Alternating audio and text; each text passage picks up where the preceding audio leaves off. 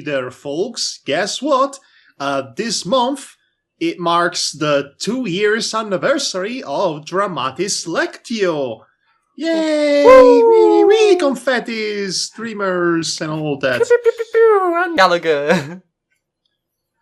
Smashing a watermelon. Sure, why not? That seems like a lovely image. Unfortunately, we don't have the budget for it, so enjoy this PNG file of a watermelon on the screen right now. Yep, there it goes. There it goes. It's coming, and it's gone. That was the most tiniest watermelon I've ever seen anyone buy. So, as I told you, Devar, last month, I left the Eye of Argon, the last chapter. Well, actually, technically the last chapter and a half, plus a lost ending of the Eye of Argon, also known as the Y of Argon. Because why? Just why? Just why, indeed. It's so terrible, so uncouth, so unreadable. No class at all. But this is not going to be how we're going to celebrate the 2 years anniversary, my friend. For you see, I have prepared something special for our special moment. So you said last time before I left on my journey. Exactly, and I'm going to reiterate this to you in case you've forgotten, because coming soon, it's going to be the one Dramatis Lectio that everybody has been waiting for, but they did not know it yet. And for now, I'm just going to leave it at that. All right. Now then, we have Chapter 7 of the Y of Argon, and as I told you, again, I left it there for you. I kept it in the fridge for the past month, then I put it into the microwave, and it's ready to be served at medium temperature. Are you sure this is even in date? It probably isn't. After all, I think expiring date was 1972, but who cares? They're never accurate. Well, you know what they say about dry reading, right? Speaking of which, water. And you did that. I can't segue now. Right then, so the story so far: a barbarian gets locked up in a tower or a dungeon or whatever. He gets himself free. He rescues a naked gal, and he looks for this thing called the Eye of Argon. And he killed a rat. Oh, he also killed a bunch of people that were in the room, because he's a barbarian. He kills. That's and what reasons. He did. So, yeah, I think that's an apt summarization of the Eye of Argon. Nothing much ever happens, but oh boy, the writing style sure makes it look like something happened. Yes. A lot of it happened, a lot of writing happened, that's for sure. A lot of purple prose pillaging happened. A lot of train wrecks happened in this. And so we shall now continue and hopefully finish up this mental malcontent. Yeah. This mental malady that is the Eye of Argon. Right then, so... And we start off in the best way possible with Chapter 7, which it's a starting point that doesn't exactly feel like a starting point. More or less it feels like the continuation of the previous chapter, and it's just so awkward to start a reading with. Fantastic!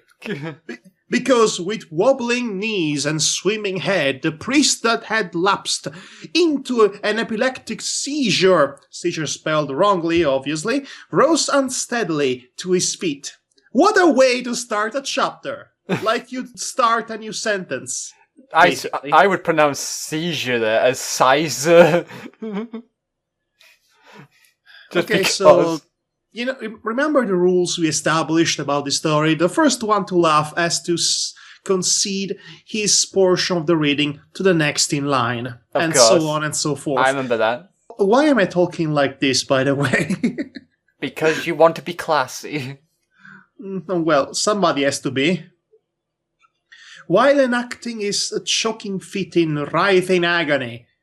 The shaman was overlooked by Grigner. The barbarian had mistaken the seizure, again spelled wrongly, for the death throes of the acolyte, allowing the priest to avoid his stinging blade. Stinging or stinging? Let's go with stinging. Yeah. The sight that met the priest's inflamed eyes nearly served to sprawl him upon the floor once more. The sacrificial set it grim. What? The sacrificial... Okay, we have the adjective, but we're missing the name. I don't know who sat down, and I don't know who's grim about it. Something sacrificial. Yeah. The sacrificial sat in grim, blood-splattered silence all around him, broken only by the occasional yelps and howls of his maimed and butchered fellows. Above his head rose the hideous idol, its empty socket holding the shaman's... What is this word? The shaman's eye-furbished, infuriated gaze. Let me say something here. No. IFU. IFU as RBSHED. Eye-furbish, as in iPhone. I don't see how this is a word. It doesn't exist. Google does not... Google tells me it does not exist. It tells me it must be refurbish. What does Google know? I mean, seriously, who are you going to trust? Google search or some guy who wrote something in the 70s? I don't know. Google has a good case. Yes, so either the eye socket has been refurbished, or this is a new app for the iPhone. Why does I have no idea? Except it comes like almost 50 years before the invention of the iPhone. So,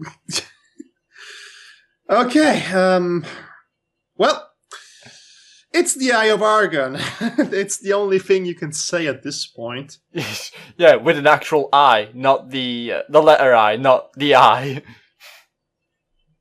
Get it? So the Eye arghhoN. Yes. Now it's the Eye arghhoN. Oh my god. His eyes turned to a stony glaze with the realization of the pillage and blasphemy due to his eyes' susceptibility following the seizure, and he keeps getting written wrong. Obviously, he did not use a dictionary to help him with this. I mean, we had dictionaries back then, guys. Maybe his typewriting machine was half broken. Yes, because back in the day, children, people, when they didn't have the computer, used to type things on a typewriting machine. I know, it's a scary thought. I know, dark times we lived in. Anyways, let's carry dark on. as the ink that was used. Anyway, let's see, suspectability following the seizure. The priest was transformed into a raving maniac bent solely upon wreaking vengeance, and this was not even his final form. I knew you were going to say that. It pretty much lends itself with that kind of payoff, admittedly. To be honest, Madhog, if you weren't going to make it, I would have. I knew you would. With lips curled and quivering, a crest of foam dripping from them, the acolyte drew a long, wicked-looking jewel-hilted scimitar. A jewel-hilted scimitar? You couldn't just say a blade or a knife or a sword. A cutting device. No, it has to be a jewel-hilted scimitar from his silver girdle and fled through the aperture in the ceiling, uttering a faintly perceptible ceremonial gibberish. Just like this entire story, then. Yes, you took the words out of my mouth. And by the way, that was chapter 7. Now we're on chapter 7.5 now. this... I sound like a broken record, but who in their right mind would even consider to publish a story that has a chapter and a half in it, and the half portion is longer than the actual chapter? Which is ridiculous. This story is ridiculous. This story is ludicrous, lunatic, loony. Anyway, so it's another chapter. Technically, not really, but let's pretend it is. And you read. Oh, goody. Alright, then let's see if I can do this. A sweeping scimitar swung towards Grigna's head in a shadowed blur of motion. With okay. This needs Matrix music. Matrix action music added in the background.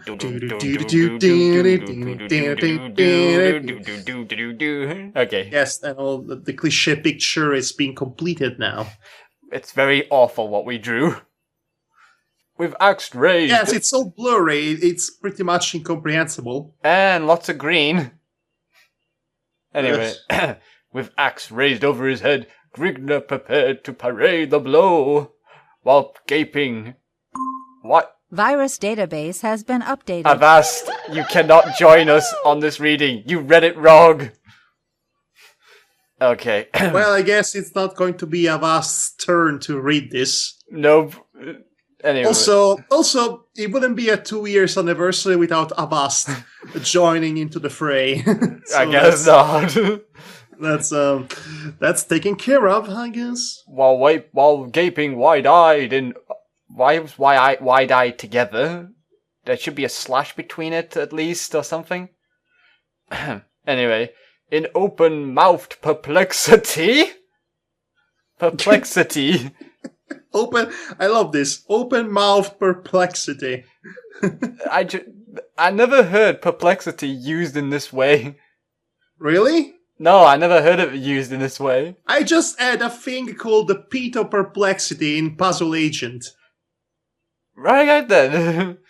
Suddenly, a sharp snap resounded behind the frothing shaman.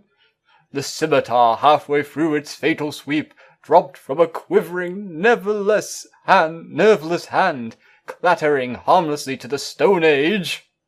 Stone Age. So it went back to the Flintstones era? It's... Okay, I should say Stone Age, which apparently it's one whole word. That's... You could understand my confusion at least. Tabar! Yeah? Look it up. What? Just look it up. What, Stone Age? So, yes, look it up if it's actually a word that actually can be combined between two words, or if it's a completely different thing from what we're thinking of, or if it exists at all. Nope. It actually, Google tells me that it should be separated at all costs. Maybe it's Stonehenge. But I'm thinking of Stonehenge. Anyway, cutting his screech short with a bubbling, red-mouthed gurgle, the lacerated acolyte staggered under the pressure of the released springboard. You forgive me if I'm trying to figure out what's going on right now with this dialogue. I think somebody must have activated a Rube Goldberg. Either that, or we got a sonic springboard here. Funny you should mention Sonic.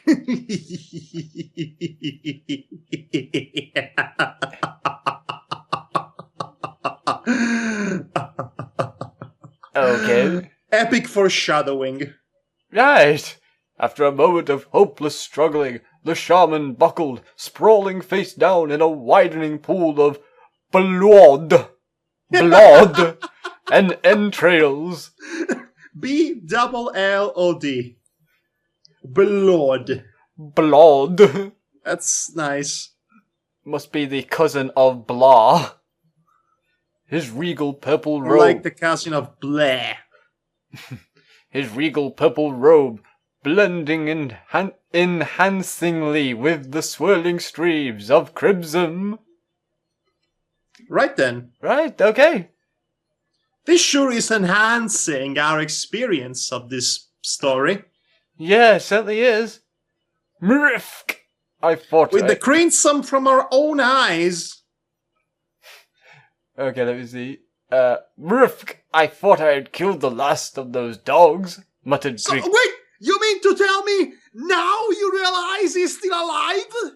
Only now? After all of that?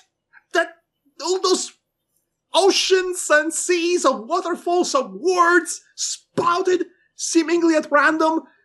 Only now you realize he's still alive? I shake my I shake my head. Apparently he couldn't say this during the fight. Let's see. Muttered Grigner in a half apathetic state. Nay, Grigner, doubtless grew careless. You doubtless grew careless while giving vent to your lusts. You words grew stupider by giving vent to this nonsense. But let us not tarry any long, lest we overtax the fates. The path leading to freedom will soon be barred. And, let's see. By the way, need I remind you that this evil cult of arghhoN, seemingly, which is the brother of the other deity, which I believe was named Dargon with a D, they are currently stowaways in the dungeon of a prince that's actually supposed to be worshipping the other deity. And the prince, sovereign monarch guy, is not aware that this cult is inhabiting his own freaking dungeon, which makes everyone look so stupid. And very embarrassed of themselves. Right, let's see here. Strangely, there's no close to the quotation, but a full stop, and then it goes to a new line saying, "The wretch's cries must certainly have attracted unwanted attention," the wench mused. Wait, what? This is just so weird. Okay, so basically this is the conclusion of that line that was supposed to be inside the quotation mark, which was a bit of dialogue. Unfortunately, this second half of the dialogue has been separated by the previous half of the dialogue by one full space. Yeah, that's what I was trying to get at. Which, unsurprisingly, is stupid. Yeah. Very stupid. And makes no sense. Which I would expect it to happen in a fanfiction, not in an actually published work. Okay, let's carry on. So not only did they publish this guy, they did not even have editors for this story. Maybe it's not actually a problem with the original publication, it's more like a problem of whomever put it here in the page where we are reading it. Could be. Could be that case, but anyway. By what direction shall we pursue our flight? Up that stair and down the corridor, a short distance is the concealed entrance. Concealed entrance. Entrance? It's like... Are we trying to give her some strange accent now, like Ultimisia from Fantasy VIII? Okay, entrance to a tunnel seldom used by others than the prince, king, noble yes. man. Sovereign, monarch, noble, aristocrat. And known liege, and also liege. And his majesty and his highness, his worship, the pope. Which is half man, half frog, with a black hole for a tummy. At least according to the description of him. Yeah. Let's see. Okay, the prince, and known to few others save the palace royalty. And the evil cultists that are actually clandestines in his own dungeon, apparently. It is used mainly by the prince when he wishes to take leave of the palace in secret. It is not always in the prince's best interests to leave the chateau in public view. And it's an interesting thing.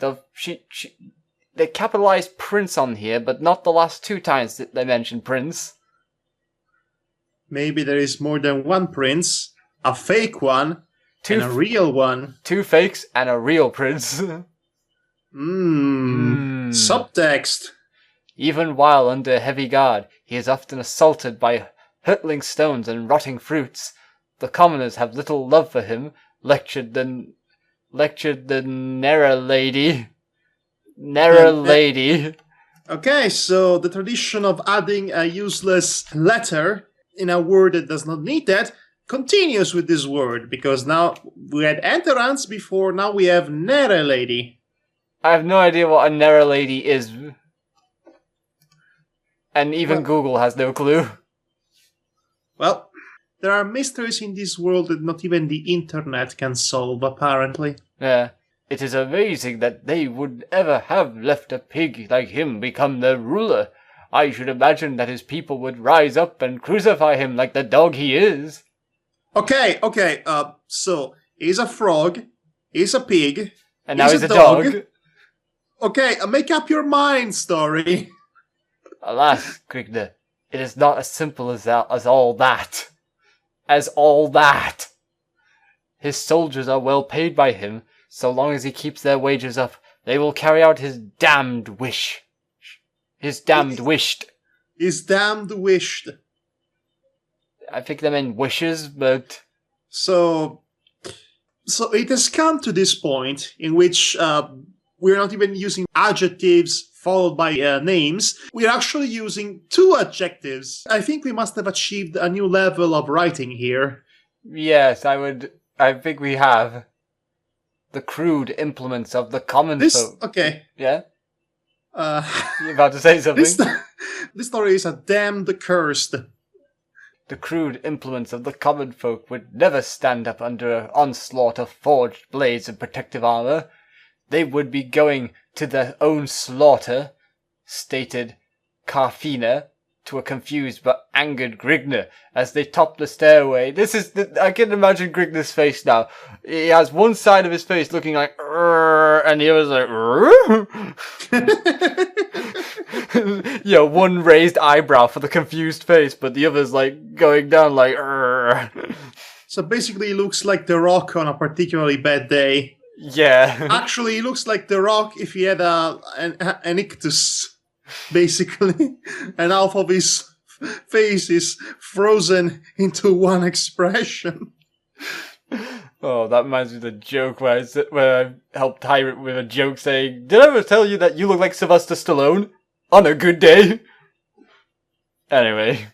I'm sure it must have been 1 million laughs at the time. Yes, at the time it was. Anyway, speaking of Stallone, you should definitely go out of your way to watch Creed. Creed is phenomenal. Alright then. Yet how can they bear to live under such oppression? I would sooner die beneath the sword than live under such a dog's command. I think we're overstaying the exposition. Well, what else is old? Added Grigna as the pair stalked down the hall in the direction opposite that in which Grigna had come. But all men are not of the same mold that you are born. Oh my god, we're doing this. We're having this moment, Madhog. We're having the philosophical debate here. Just at this very specific moment in which we are trying to escape from the dungeon, possibly being chased by guards or evil cultists, we're having a philosophical debate while casually strolling down the dungeon corridors. Or rather, fantastic. This gets an A+ for timing, an A+ for effort, and an A+ for pissing me off. Alright, okay. They choose to live as they are so as to save their filthy necks from the chopping block. Okay, that was worded very oddly. You don't say. Returned Carfina in a disgusted tone as she cast an appeased glance. An appeased glance. How do you spell this word? Appeased? Upside? It looks like a pies to me. Appeased? I could go for an appeased pie. For a piece of appeased. Sounds delicious. Madhog, you're making it harder for me not to laugh. I'm surprised you're not laughing right now. I mean, Abized. I'm surprised as well. Maybe, okay, the only word similar to this that actually would feel like an actual real word would be appeased, but in this context, it doesn't really make any sense. Yeah. Okay, disgusted tone, she cast an appeased glance towards the stalwart figure at her side, whose left arm looked like a pie, was wound dexterously around dexterously about her. I actually think this word is correct. It probably is, but I never read this before either. Okay. And you want to become a writer. It's the thing I'm best at? Well then, don't quit your day job, Devar. But I don't have one. Exactly. His slowly waning torch casting their images and intermingling wisps as it dangled from his left hand. Presently, Carfina came upon the panel.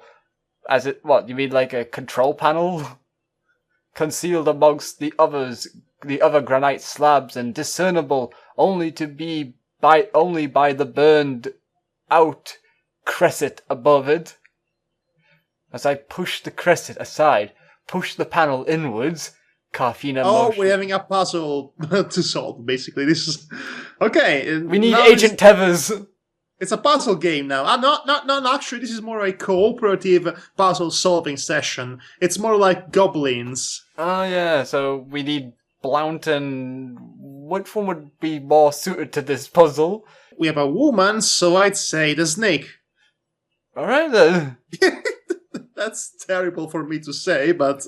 Well, it's better than the parrot, or the old wizard man. As I pushed. By the way, I think the parrot was named Chump. Yes, his name was Chump. Right. As I pushed the cresset aside, pushed the panels inwards, Katrina motioned to the panel she was referring to and twisted the cresset in a counterclockwise motion. Grigner braced his right shoulder against the walling. At the mouth of the statue, a key with the sign of the Ace of Hearts was made available. Oh no, wait. This isn't Silent Ponyville. No. This is the Y of arghhoN. So yes, now that's out of the way. Right, concentrate the force. That was my most awkwardly delivered sentence so far. Just like this story, it goes with the theme. Right, where was I again? Walling, concentrating the force of his bulk against it. The slab gradually swung inward with a slight grating sound. Carfina stooped beneath Grigner's corded arms and crawled upon all fours into the passage beyond. Grigner followed after easing the slab back into place. Got it closed behind you. How polite. Winding before the pair was a dark, musty tunnel, exhibiting tangled... Musty tunnel. This tunnel is a must-see, apparently. Exhibiting tangled spiderwebs from its ceiling to wall, and an oozing, sickly slime running lazily upon its floor. It's actually correct. Yes, it is. To use the comma there. Yes, it is. I was just wanting to make sure, just in case... just so I could be ready for whatever was wrong, but it was actually right. Yes, you never know what's going to happen. Maybe the comma is going to go on strike. Yeah. Or maybe it's going to escape into another country, rename itself Steve. All right. Yes, because that's how all punctuation is named now, after Steve. Hanging from the chipped wall upon Grigner's... Grigner with the R in Grigner is capitalized. Why? Right? I have no idea. Maybe it was I'm convinced he must have had a couple of broken buttons in that typewriter machine. Yeah. Right side was a half mouldered corpse. Its grey, flaking arms held in place by rusted iron manacles. Carfina flinched back into Grigner's arms at sight, of the leering, set in an ugly, distorted grimace. Staring... Grimace, apparently. It's not a grimace, it's a grim mace. As in... It's a grim-looking mace, apparently. Yeah. Staring horribly at her from hollow, gaping sockets. This alcove must also be used by arghhoNs as a torture chamber. I wonder how many of his enemies have disappeared into these haunts, never to be heard from again, pondered the hulking brute. Pondered and hulking brute do not go well together. You know, this is really boring. Yes, incredibly. Let us flee before we are also caught within arghhoN's ghastly clutches. The exit from this tunnel cannot be very far from here, said Karfina with a slight sob to her voice. I have a question. Yeah? Who is arghhoN? I forget. It's been so long. Was this name even mentioned before? Was he the prince? arghhoN. arghhoN? And I can't be bothered looking right now, but I'll carry on. The exit from this tunnel cannot be very far from here, said Karfina with a slight... oh yeah, I've already read this. As she sagged in Grigna's encompassing embrace. You're gonna have this moment, aren't you? You're having Again, this. Timing. Aye, it'll be best to be finished with this corridor as soon as possible. But why do you flinch from the sight of death so? Mirift. Or Mirift. Which we established is apparently a god. You have seen so much death this day without exhibiting such emotions, exclaimed Grigna as he led her trembling form along the dingy confines. Okay! Grignar, the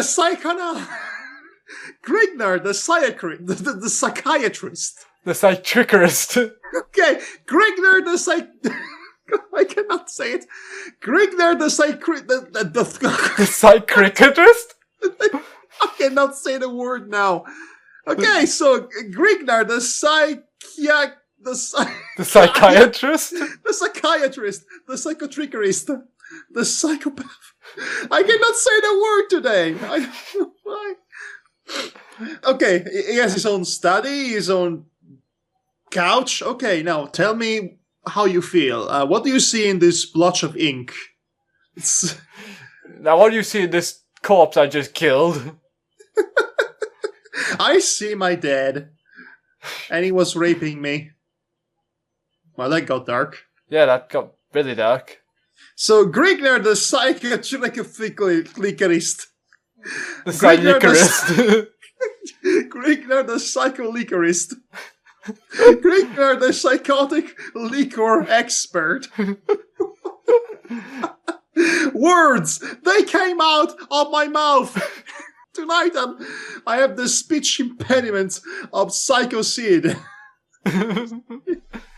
Oh gosh. My words are more scrambled than Mick Foley's brain after falling off a Hell in a Cell. If you folks can decode whatever Madhog just said, like and subscribe and comment in the comments. Okay, let me just carry on. And even if you don't, like and subscribe and comment. If you like the idea of a brute barbarian being a psychokineticist, a psychiatrist, or a psychanalyst, or a therapist. I should have said therapist to begin with. I should have said therapist. For freak's sake. Okay, let me carry on. Anyway, where were we? Word association? There's 3 slashes here. The man hanging from the wall was Doyanta. Doyanta, the lost member of the Dorombo team, I guess. Yatterman reference, look it up. And all I can think of is Daytona. Anyway, he had committed the folly of showing affections for me in front of arghhoN. He never meant any harm by his actions. At this, Karfina broke into a slow, steady whimpering, choking Chock King. You laugh. Choking. Choking. It's Japanese English word for choking. It's choking with 2 Ks. It's more great honor to word choking. It's very racist. I was more thinking of, she's the king of chocolates. Choking. Seriously, okay, so choking. It's spelled with 2 Ks instead of a C and a K. Yeah. That's off. Really silly. I got appized by chockings. Okay, so at this, Cartina broke into a slowly steady whimpering, because what else would you do if you're a woman and this is a fantasy novel written in the 1970s? Blah. Choking her voice with gasping sobs. There was never anything between us yet, Agathim. Agathim did this to him.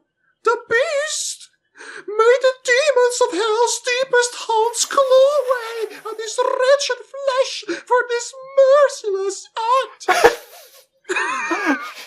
What is that? Oh, yes. I'm Paul Bearer. I thought you were being... Can't you tell? I thought you were being Mickey Mouse in drag.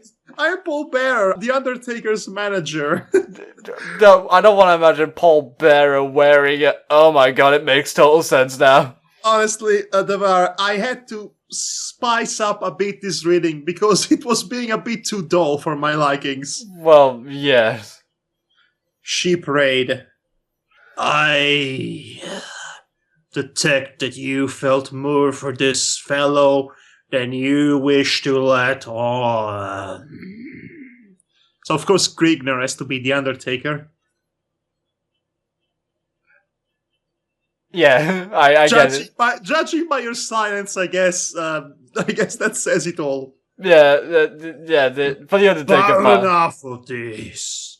We can talk of such matters after we are once more free to do so. To do you, more like.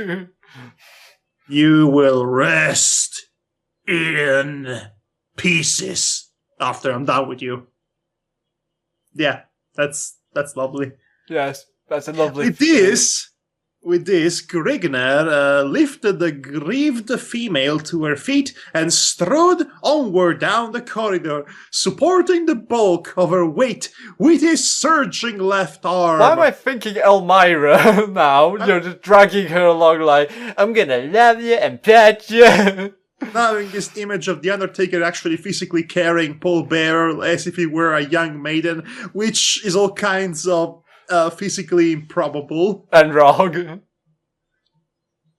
Well, I wouldn't necessarily say wrong, but... It's just in Paul Bearer, then yes. Oh boy, Presently a dim. Presently, a dim light was perceptibly filtering into the tunnel, casting a dim reddish you mean a pink. Who the hell are you? The freaking pink member of Team Red from Red vs. Blue, who insists his armor is not pink but lightish red? I think that was a stretch. Yeah. So anyway. Reddish you upon. This is like...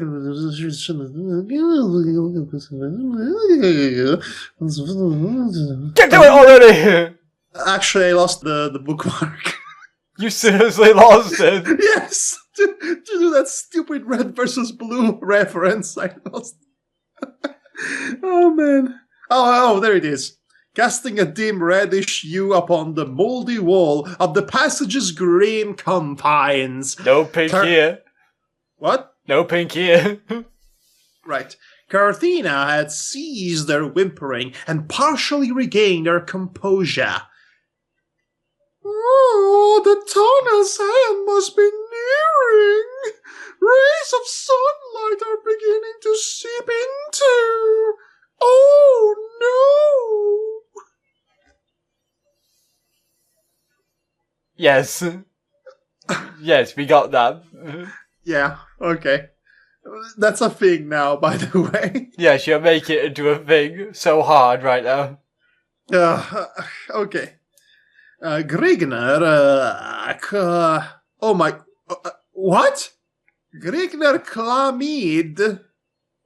He had to make some really calm mead, apparently. Grigner Clamid. Clam EED. That's a word that was written and published somewhere. Whatever that word was originally was lost forever in time. You know, when J.R.R. Tolkien wrote his Lord of the Rings saga, he went out of his way to basically invent a new language. The Elvish language, that is. I think Jim Thies is trying to do the same, creating a new language, but it's not quite as good as Tolkien at it. So Grigner Clamid his right hand over Carthina's mouth and with a slight struggle pulled her over to the shadows at the right-hand wall of the path, while at the same time thrusting this torch beneath an overhanging stone to smother its flickering rays. Be silent. I can hear footfalls? Footfalls? Footfalls. You can say footsteps. You have to say footfalls. You had to say footfalls. Just to piss me off, didn't you?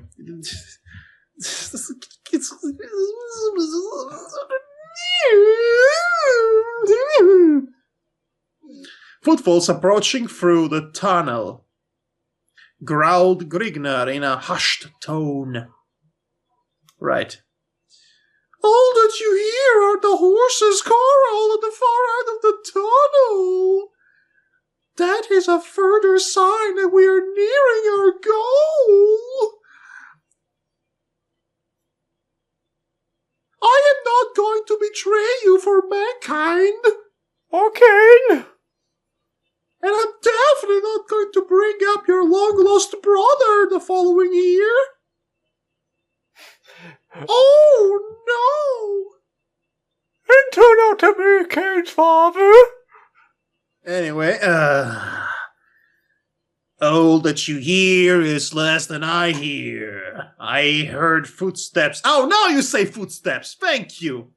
Coming towards us. Silence yourself that we may, find out whom we are being brought into contact with. aliens. No.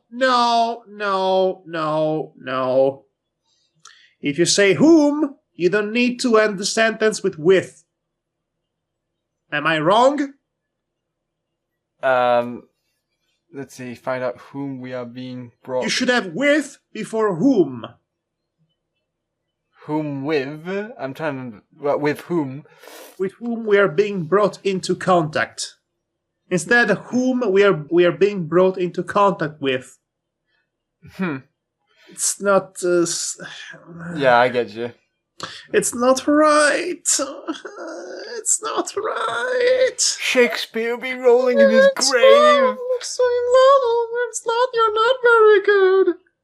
I doubt that any would have thought as yet of searching this passage for us. The advantage of surprise will be upon our side. I'll give them a one-way ticket to Destrosity! It's faster. Yeah. Grigner warned.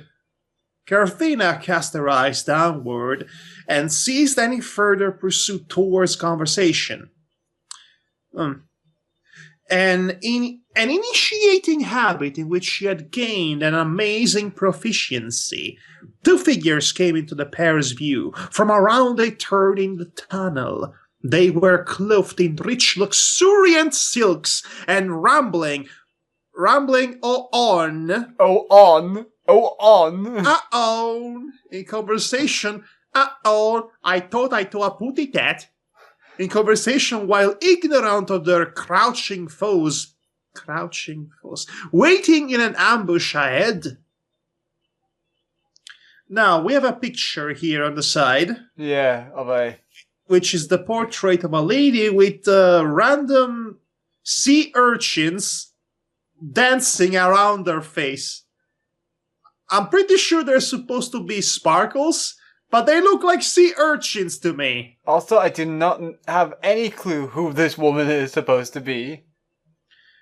Oh, it's obviously me, the beautiful Carthena. I thought she was up. I thought we already seen a picture of her.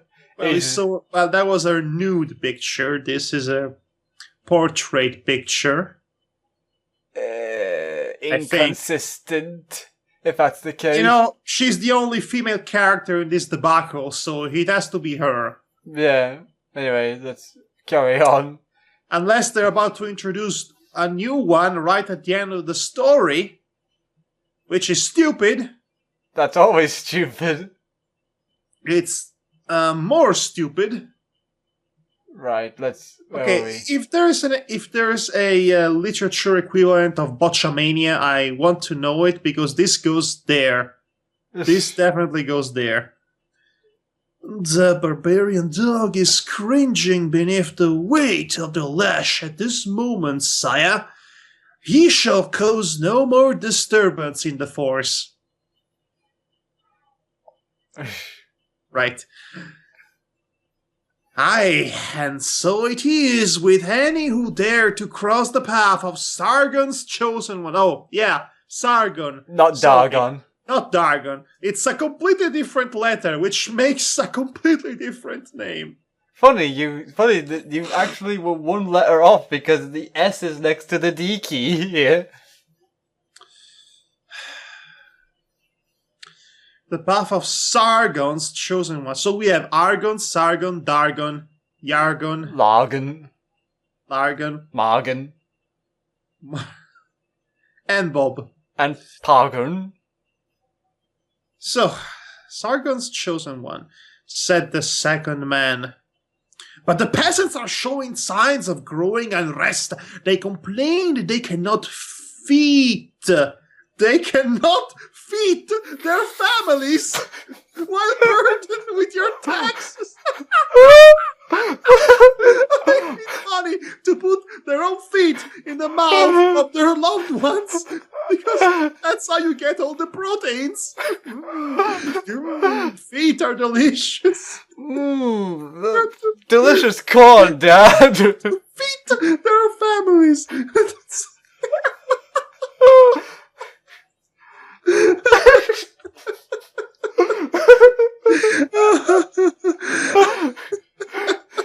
Dad, Mom, I don't want any more feed. You'll shut up! You'll get your feet in the mouth, and you'll love it. Otherwise, you won't have your nails as a dessert. Your finger sundae. You won't get your fingernail sundae. Let's not forget about your booger salad. Jesus Christ. Feed their families. That's actually that's good. That's good. Oh my god. I was sat there here bored for 50 minutes almost. Yes, I know, right? And then suddenly this comes. Feed their families. And it's all worth it in the end. Okay, I'll take over from here. They complain that they cannot feed their families while burdened with your taxes. I shall teach those sluts the meaning of humility. Order immediate increase upon their taxes. That seems like a completely sensible solution to that problem. Going the Prince John route. The Prince John's route of tax handling. That worked so well for him in the end. Triple the taxes. Quadruple the taxes. Squeeze every last drop. Yes. Alright, let me continue here. They dare to question Mars. But considering this prince guy is all kinds of animals smashed together, it's actually a a reasonable comparison. Yeah. They dare to question my sovereign authority? Ha! Ah! They shall soon learn. Respect my authority! They shall soon learn what true oppression can be. I, Donald Trump, will. Yeah. Okay, a shadowed bulk leapt from behind a jutting promontory, as it brought down a double-edged axe with the spit of a striking thought. The sped of a striking thought. The spedid of a striking thought.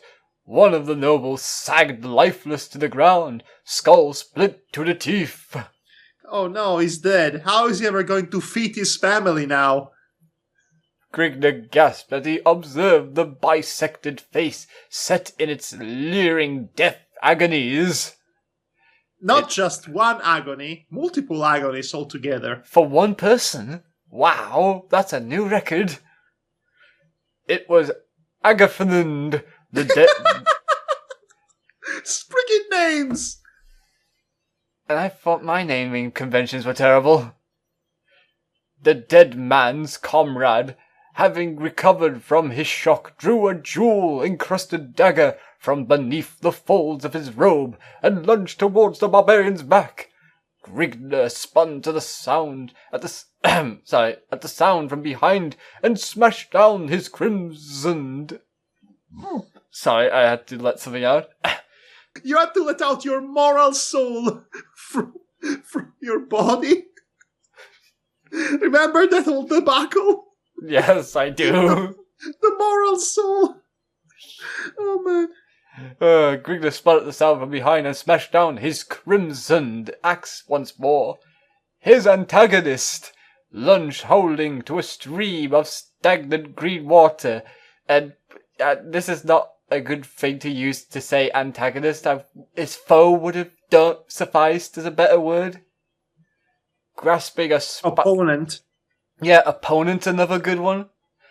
Grasping a spouting stump that had once been a wrist. Okay. So a stump that spouts, and it's also a wrist. There's a joke here, but the joke makes no sense. Something about, well, you know, they're being footing their families, apparently. Yeah. Might as well be wristing them as well. Grigna raised his axe over his head and prepared to finish the incomplete job. I think prepared might be spelt wrong or used wrongly. Prepared, yes, it's spelled wrong. But once again, the story's tradition to add a letter where it's not needed. But was deterred halfway through his lunge by a frenzied screech from behind.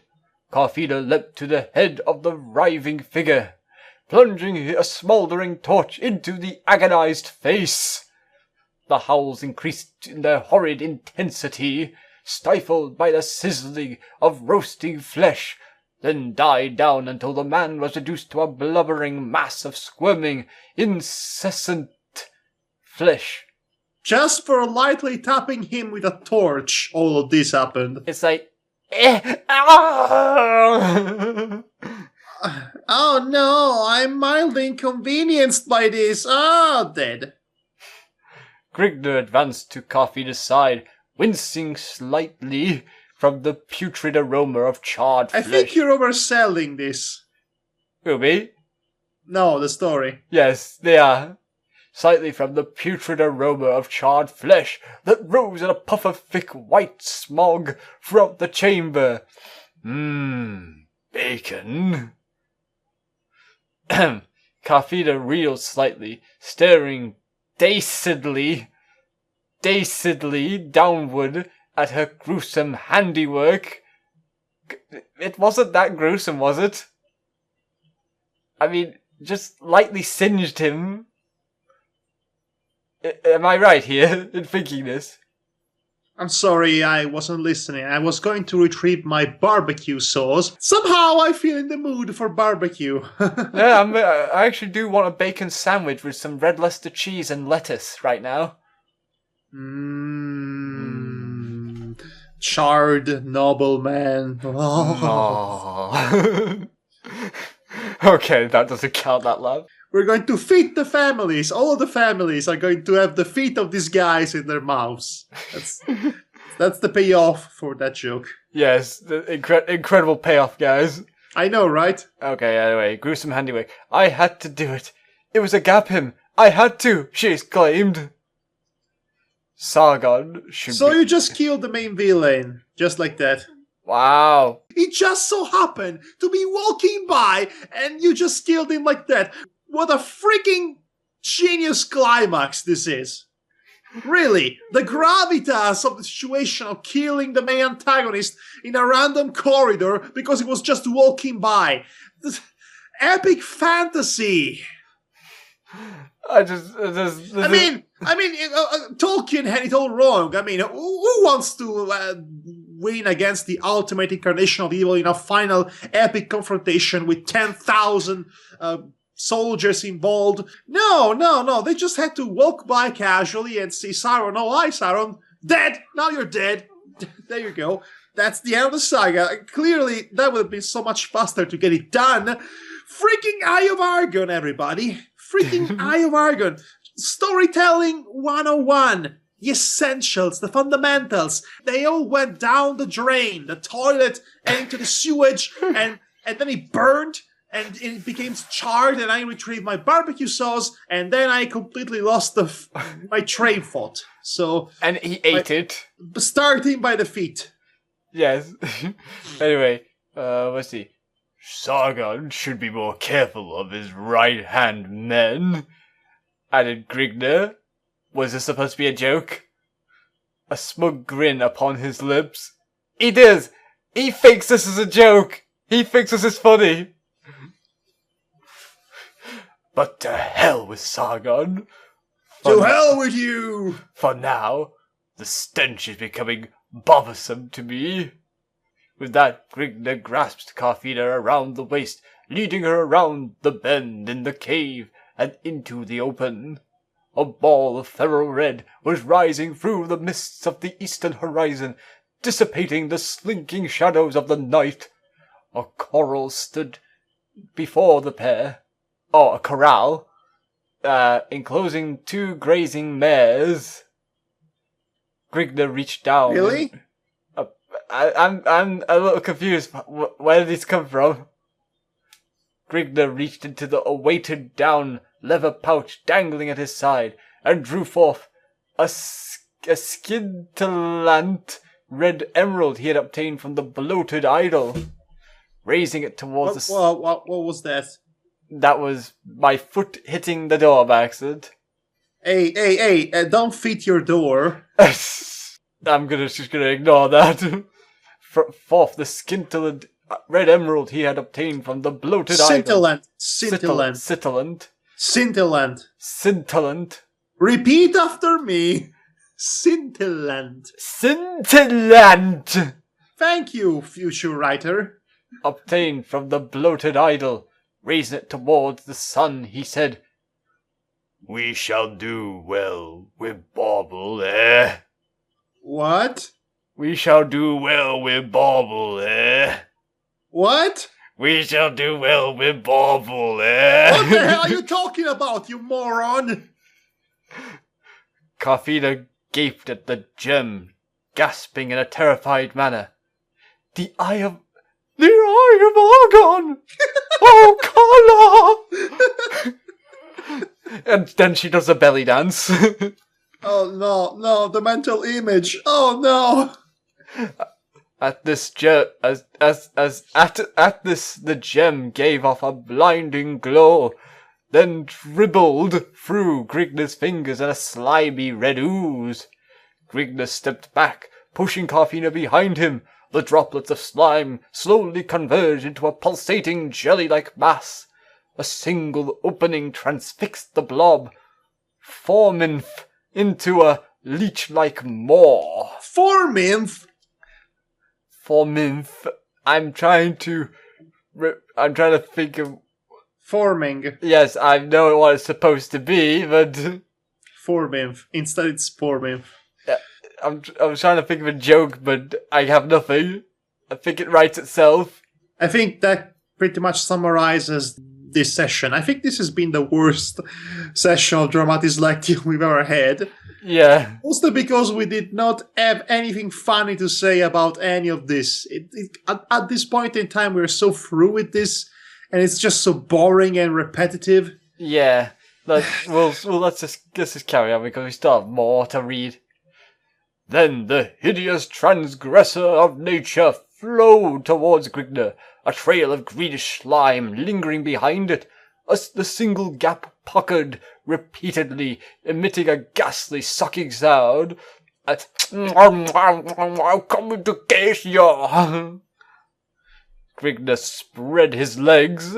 What? Are you trying to tell me that he's into this? Grigner spread his legs into a battle stance, steeling his quivering thews for a battle royale with the thing he knew not how to fight. Carfino... Wait, okay, so something is coming. Yeah. I am not sure what exactly is coming. It's definitely not Grigner, that's for sure. Carfino wound her arms about her protector's neck, mumbling, "Oh, kill it! Kill!" While her entire body trembled. The thing was almost... Okay, so I imagine you're trembling like that, and then I imagine Grigner having her on him, and when he tries to talk, he's all like, "I'll kill these dragons, stop trembling for a second." And then, like, a vibration effect. Yeah. The thing was almost upon Grigner when he buried his axe into the gristly maw. Anticlimax? Oh, what's that? It passed through the blob and clanged upon the ground. Grigner drew his axe back with a film of yellow-green slime clinging to the blade. The thing was seemingly unaffected. Then it started to sluice up his leg. Is that even a word? Sluice up his leg? Wait a minute. Are they being attacked by the schmooze? It might be. And I have no idea. Is the schmooze in this story now? We have something that's schmoozing. But the first thing I see is a word called sluice is a girl who is known as a slut and goes out every weekend on campus. Probably Oh dear God. This is probably not what it's supposed to mean, but this is what I found. The hairs upon his nape stoody on end from the slimy feel of the thing's bewly bulk. The nauseous sucking sound became louder, and Grigner felt the blood being drawn from his body. With each hiss of hideous pucker, the thing increased in size. Is he gonna die? Grigner shook his foot about madly in an attempt to dislodge the blob. Get off my foot! I was going to eat that later! But it clung like a leech, still feeding upon his rapidly draining life fluid. You know, it used to be named as blood, but blood is such a boring word to use, isn't it? Who wants to even use even the most simplest of words anymore? He grasped with his hands, trying to rip it off, but only found his hands entangled in a sickly glue-like substance. The slimy thing continued in its puckering, not having grown the size of Grigner's leg from its vampiric feast. Grigner began to reel and stagger under the blob, his chalk-white face and faltering muscles attesting to the gigantic loss of blood. We have blood now. Happy. Is it blood or blood? It's blood. It's real blood, Madhog. Good. Carfida slipped from Grigna in a death-like faint. A morrow-chilling scream upon her red rubish lips.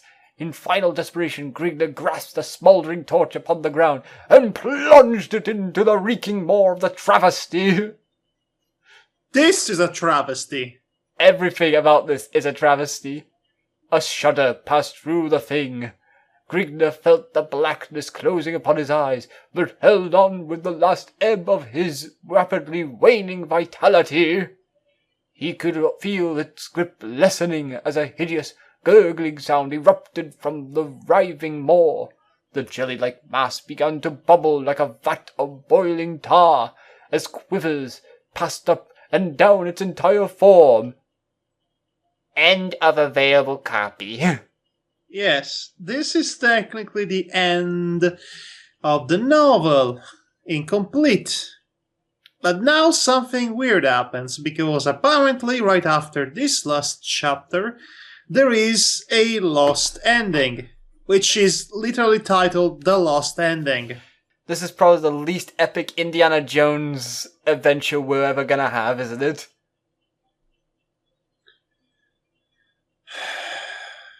Right then. The Lost Ending. I'm going to read it. Go ahead.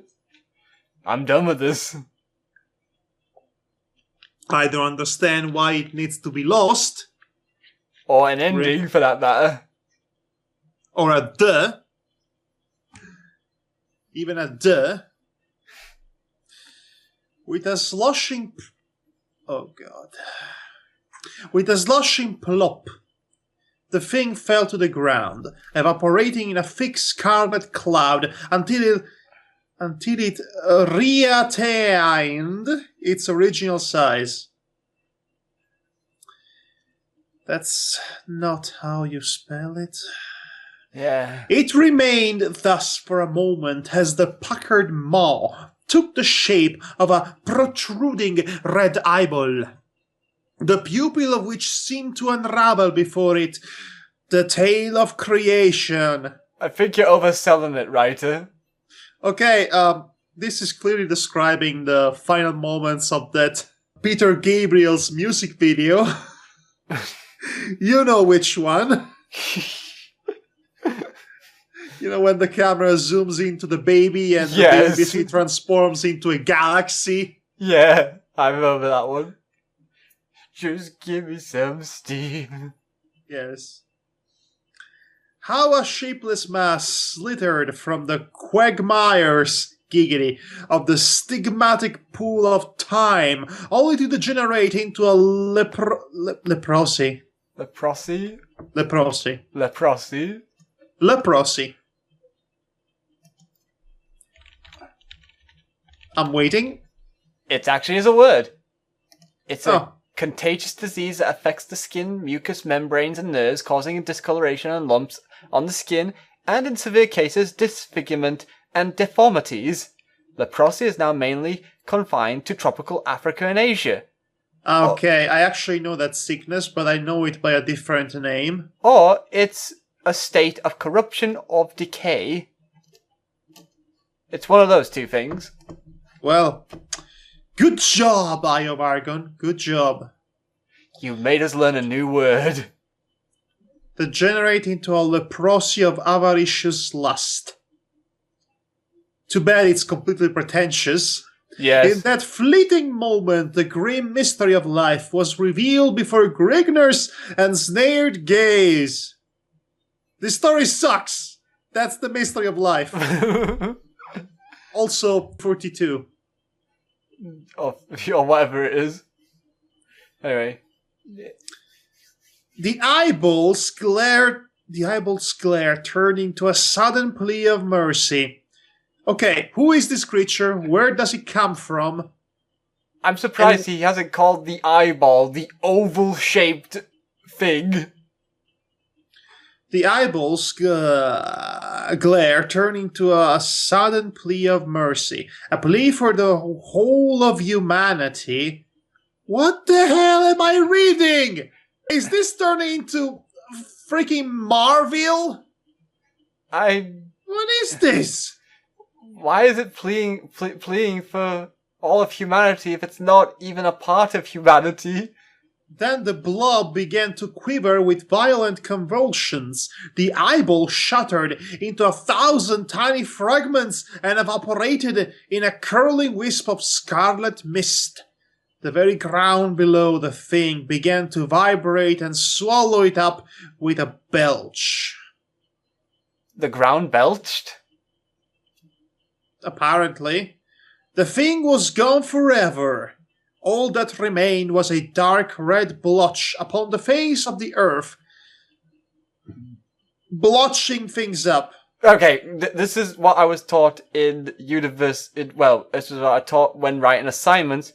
But if you use the word things, then that doesn't tell you anything, and it's a big no-no when writing. I think it would be a big no-no to have a word and then the same word to be used as a verb in the same sentence. Yeah. It's unsightly. Shaking his head, his shaggy mane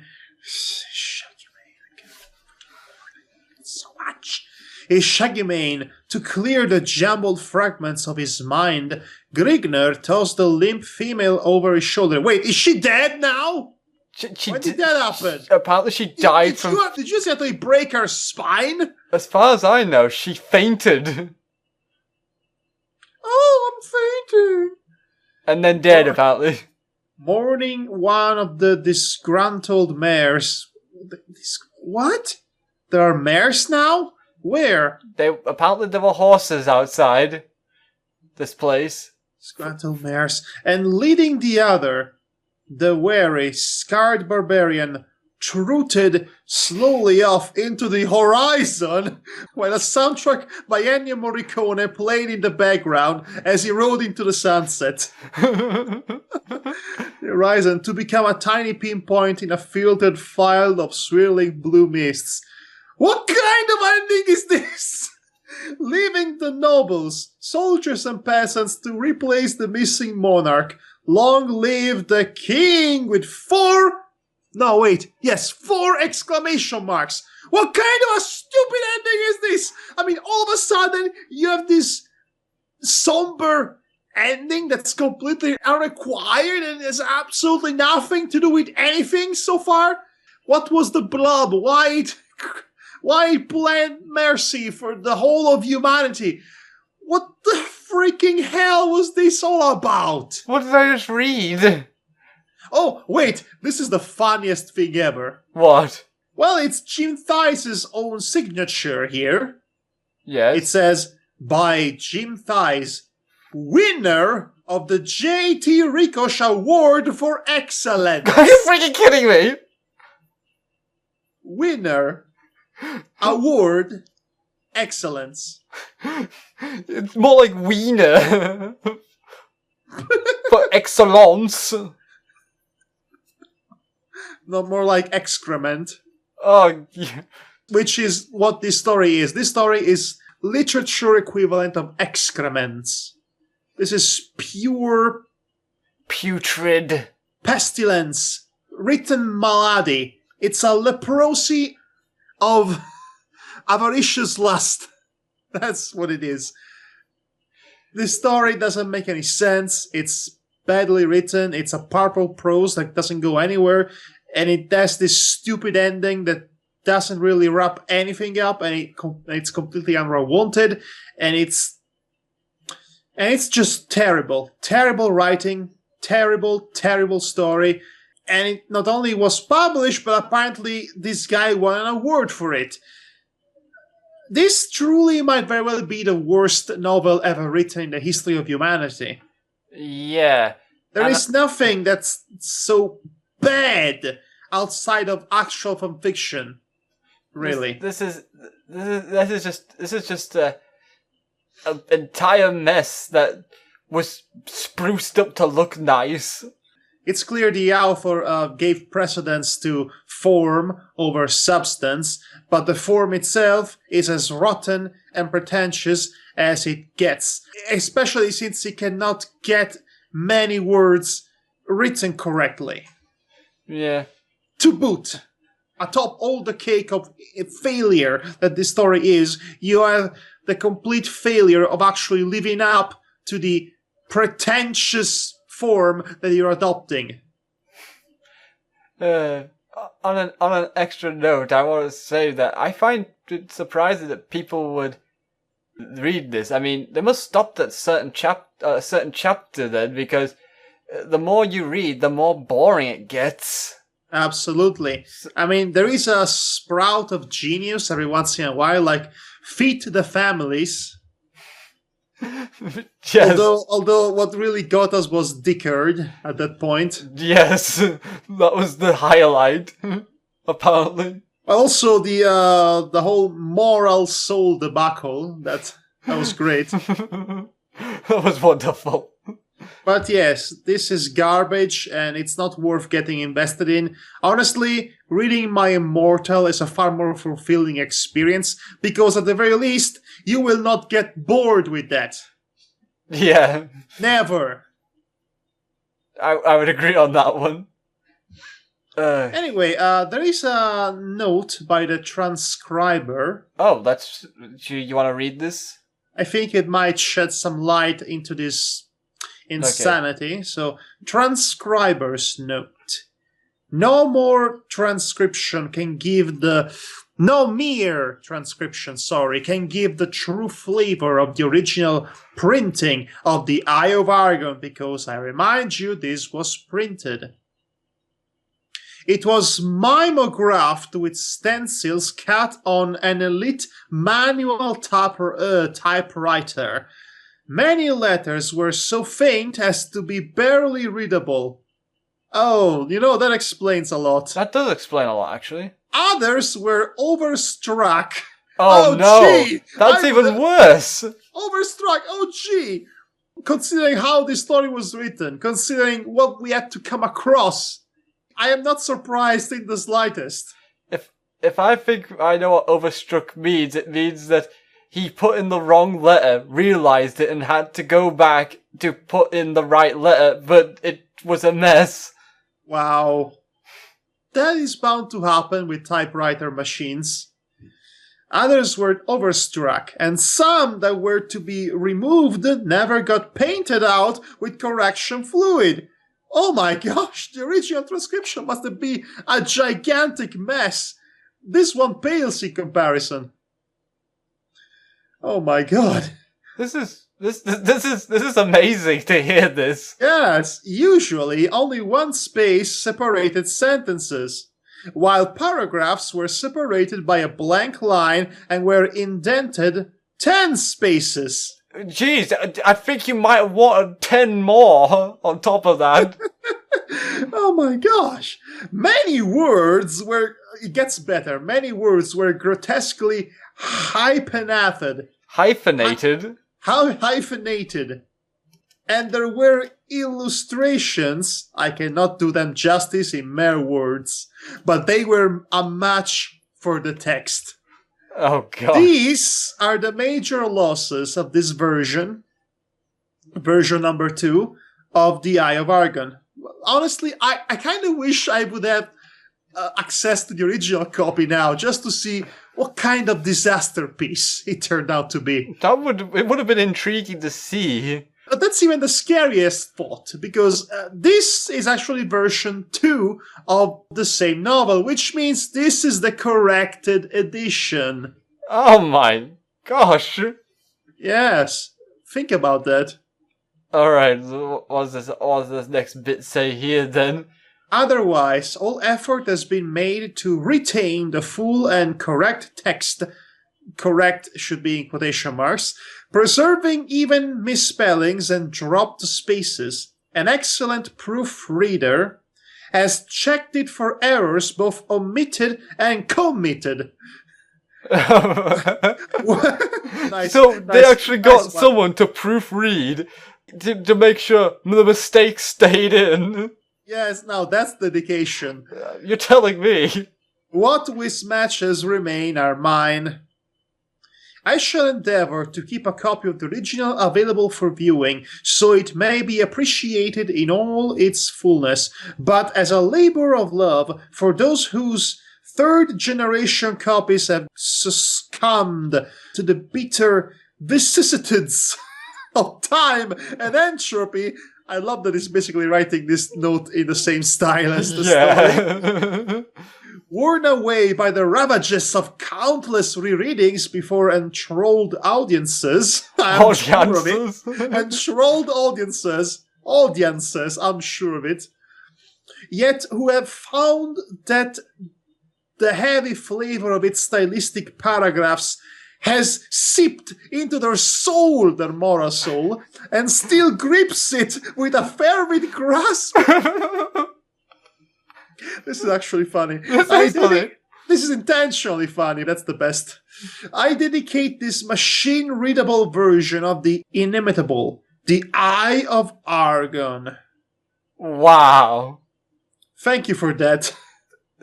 I was first gonna leave, not happy because the story was so bad and boring, but this paragraph here has cheered me up a bit. Yes, now this was nice. This was cathartic in a way. That's a nice one. Yes. So anyway, well, that's it for the Why of arghhoN. Join us next time when we're going to celebrate properly our 2-year anniversary of Dramatis Lectio with a story that's, for all its flaws, I can assure you, it will not be boring. That we can only hope. All sorts of emotions, but not boring. Trust me on that. Yeah. Oh boy. Right, so see you next time, folks. And do not read The Eye of arghhoN. Listen to us reading it. It's slightly less painful. I think they've already did. Well, go on and listen to us again. I can get all that retention money that doesn't exist. Anyway, folks, you take good care of yourselves out there and have fun. And remember, do not write your own purple prose. Yes, do not write purple prose at all. If anything, take this story as an example of how not ever to write a story. Ever. Yeah. Oof. I mean, anything is better than purple prose at this juncture. So I have one final word of wisdom for you. Oh? Devar, you should definitely get a job, first things first, so that you can feed your family. Oh, yes! And feed your own family too. I'm already giving all my feats to my family. You're so kind and generous. Yes. Yes, well, I heard about a boot to the head, but this is ridiculous. Good night, buddy. Yes, good night. Oof. See you next time for the anniversary edition. And so Devar and Madhog go off into the sunset of...